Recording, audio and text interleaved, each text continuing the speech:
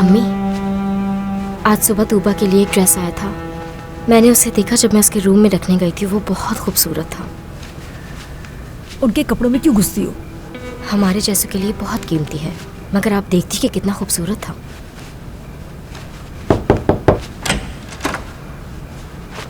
फातिमा, मेहमान किसी भी वक्त यहाँ पहुँचने वाले होंगे। जी ठीक है। नसरीन, जो आज शाम टेबल कवर बिछाए जाएंगे उनको अच्छी तरह इस्त्री कर लेना। उस लड़की से बोल दें।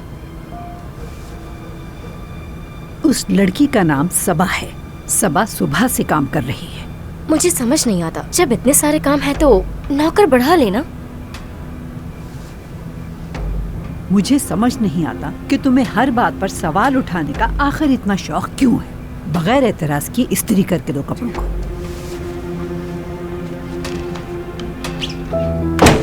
इस्त्री करके दो कपड़ों को? क्या? ठीक है, कोई मसला पैदा नहीं करूंगी मैं। आप तो ऐसे कह रही हैं जैसे आपके खास मेहमान हो। खास थोड़ी हैं, वो लड़का है ना। अरे वही लड़का जो करीम साहब के साथ उनके दफ्तर में काम करता है। वो हैंडसम लड़का? हाँ वही। वो अपनी मंगेतर को करीम साहब से मिलवाने लेकर आ रहा है। ओ, उसकी मंगेतर भी है क्या?